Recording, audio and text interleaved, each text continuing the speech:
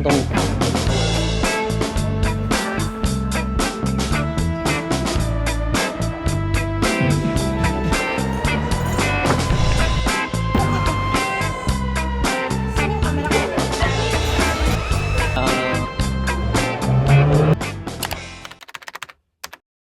Hey guys, Ken here. So, nandito tayo sa may Makati. And today pala is Saturday. So, nagsushoot lang sila doon. Hindi ko alam kung saan yung mga cafe na pupuntahan namin ngayon. Pero, samahan nyo ako kung saan tayo mapunta. Tatry natin explore tong mga cafe sa Makati. And tingnan natin kung saan ang best coffee shop na maganda tambayan. So, nandito kami ngayon sa may Treehouse Cafe. Picture muna bago tayo pumasok sa loob. Kabababa lang namin ng Grab. And ayan, nagpipicture na agad sila pag mismo pagkababa. Diretso na agad. I mean like, okay lang din kasi wala masyadong tao. Kaya mag-shoot na tayo agad habang hindi pa tayo nahaggard. Ayun o, ganap siya. Wow! Bili muna po kayo.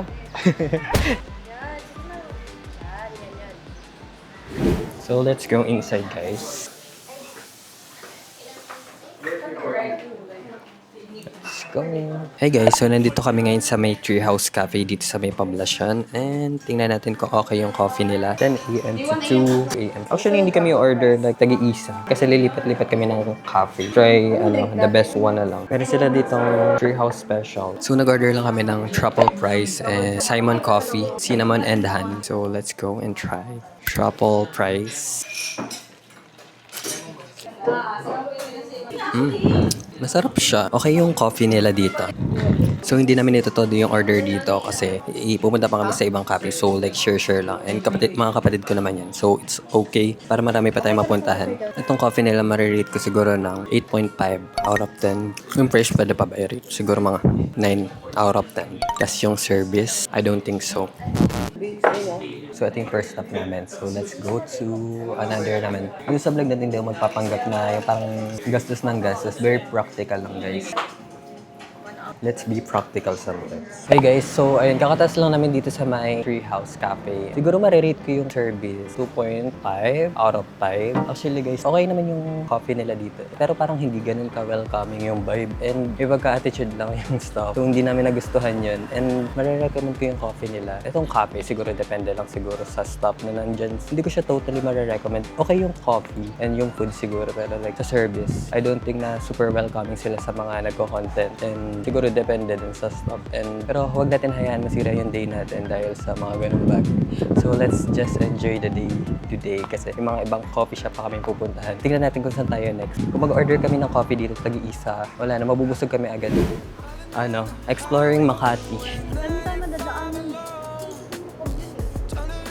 Ito na pala yung alamat OnlyFans. Poblacion. Ayan, dito muna tayo sa Annex House. Ito pala.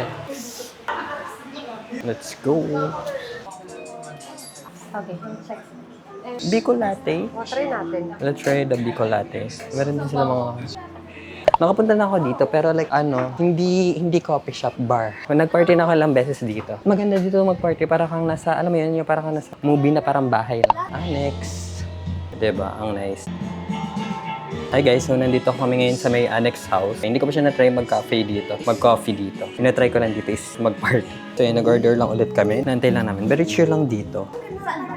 Grabe, sobrang init sa labas, guys. As in, tingnan natin kung ilang temperature ngayon. Ang nice dito kasi walang tao sa may taas. So last time, nakapag-party na ako dito. Siguro mga 2 years ago. Yung last na party ko dito. So hindi ko pa natatry mag-coffee dito. Pero eto na, gagawin na natin. Okay pala yung vibe niya dito sa umaga. So it's 33 degrees ngayon dito sa Makati. Actually, hindi pa siya ganun kainit kasi dun sa may Rizal, like umabot ng 35 to 36. Like super init. Buti umaraw kasi kanina umuulan. So ayun, let's be good today. Huwag sana umulan para mas ma-enjoy pa natin tong Makati.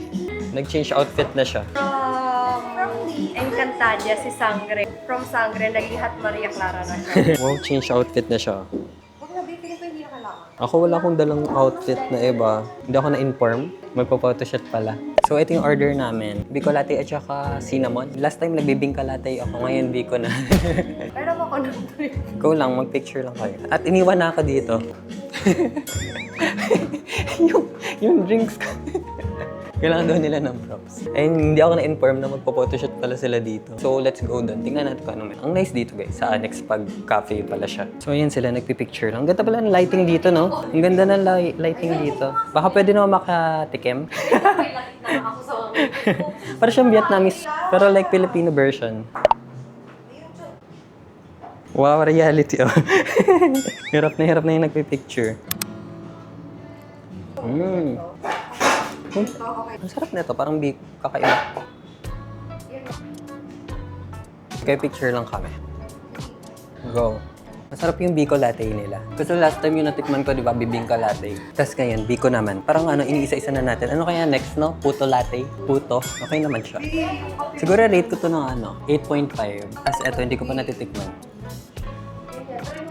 So, bumalik na tayo sa may loob dahil kanina pa to, hindi pa rin sila tapos mag-picture. Actually, yung goal lang nila dito, mag-picture bawat cafe. Hindi ako na-inform na mag-shoot pala sila. At sana nagdala rin ako ng extra na damit para mag-picture-picture. Kasi last minute na ako ni Yaya ng umaga.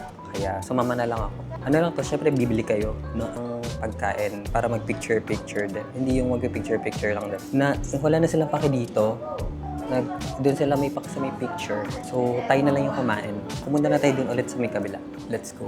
So, let's enjoy this. Kasi hindi pa rin sila tapos tinan nyo, guys. Oh. Tayo na lang talaga kumain nito. So, thanks for the food. Cinnamon roll. Para matikman na natin. Kasi ang pangat na niya. Kanina pa to, guys. Let's go. Let's eat. Tamis nyo. Isa pa. Ang target lang nila ay mag-picture. Bibili lang sila ng coffee para magamit yung place at mag-picture. Kaya okay lang din na one order per cafe kasi okay na yung ganun. Kung magpipicture lang din kayo. Masarap siya. Itong cinnamon nila, hindi siya yung parang usual cinnamon. Medyo may pagka-creamy din siya.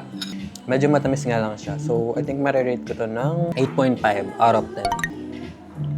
Ito yung reason guys, kaya hindi ako masyado kumakain ng mga pastries sa cafe. Tamis ng, like for example, itong cinnamon. Ang tamis niya. Pag nag-coffee ako, hindi ko na malasahan yung coffee. So ayun lang yung reason.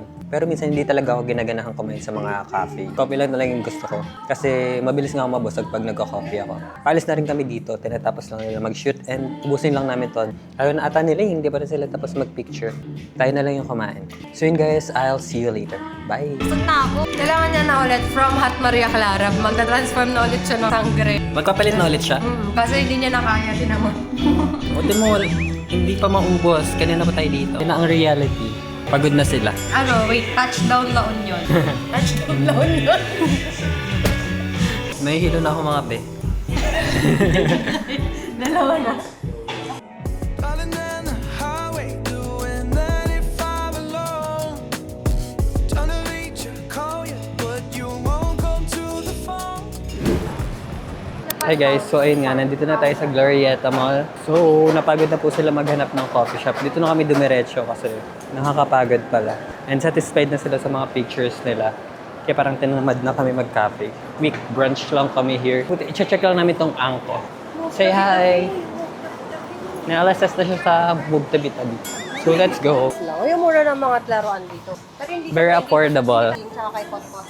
Tatakbo lang si Potpot dyan eh. Ang ganda nito, mga kainan ni Potpot. Pero kailangan niya yung gano'n, yung mat. 420 pesos. Ito na lang siya, babe. Pusa naman siya eh. Pusa ba siya? Yes. Ito yan. Ano to? Kay Potpot. So, ayun guys. Potpot, koala. Dapat ito, babe. Angko. Filipino brand to eh. Ito, babe. Ano to? Ano ba yan? Stimulation game. So, lalagyan mo ng treats yan sa mga sulok-sulok. Tapos Ay. ganito sila. Hindi kaya ni Potpot to. Para tulog sila buong araw. Ganun eh. Susuko na yun.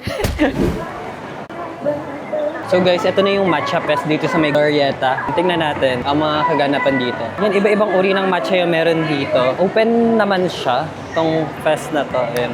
So iba-iba siyang brand ng matcha. Yes. Kung may coffee, may matcha fest. Change your energy, yeah, you switch things up. Now you seem brand new to me. Was that even for? Was you playing your games? Was you really bored? No. I really should've known.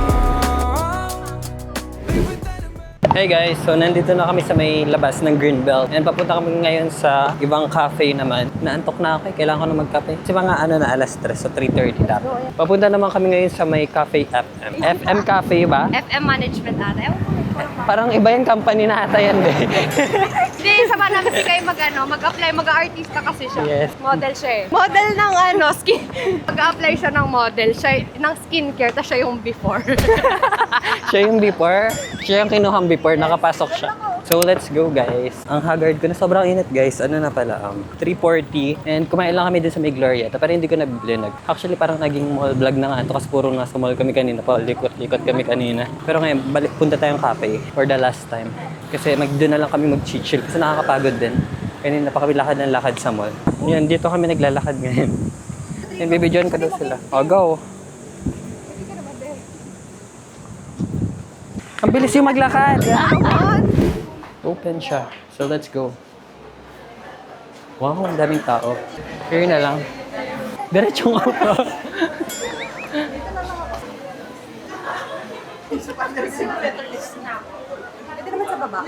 Sa Sahega. Hey guys, so nandito na kami ngayon sa may FM Cafe. Ang cute ng coffee shop nila dito.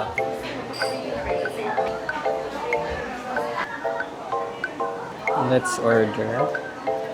May dirty chai latte sila, guys. Ang ganda ng cafe nila dito. So, yung in-order ko is dirty chai latte. And ano yung in-order mo? Siya din, dirty chai latte. Buti may chai dito kasi gusto ko ng chai. Pero kanina pa yung kape hinahanap ko eh. Wala na kasi silang coffee dito. Parang naubos na sa sobrang daming tao. Oo, isa sobrang dami. Yes, so, hindi naman siguro maubos yung coffee nila dito. Very poblacion. Ang ganda dito. Parang ito yung pinakang gusto kong coffee shop. Meron din sila mga upuan na pang solo. Very nice, no? Wala, nagbablog siya. Feeling ko babalik ako dito. Ayan guys, nag-chat sa kanya yung yung manager ni Keenan P. Yes. Are you coming? Kung pupunta daw ako sa show tonight, pero sabi ko, wala akong I'd love to. Wala daw siyang pang concert, pang kape lang. Ibang level na siya. Manager na ni Keenan P yung nag-chat sa kanya kung pupunta sa concert, diba? Kilala niyo ba si Keenan P? Ito na yung order namin, guys. Magkaiba ng bus. Dirty chai latte at saka horchata. So, let's try. So, try na natin ang dirty chai latte nila. May whipped cream siya. So, ganito lang yung size niya. Tikman muna natin. Halayin muna natin. Tikman natin. May whipped cream siya. Kasi hindi ako mahilig sa whipped cream. So, tikman natin. Kailangan ko ng sweets kasi medyo sumasakit na yung ulo ko. Para ako nahihilo. Parang hindi naman lasang chai. Ganito ba yung lasa ng chai? Dirty chai?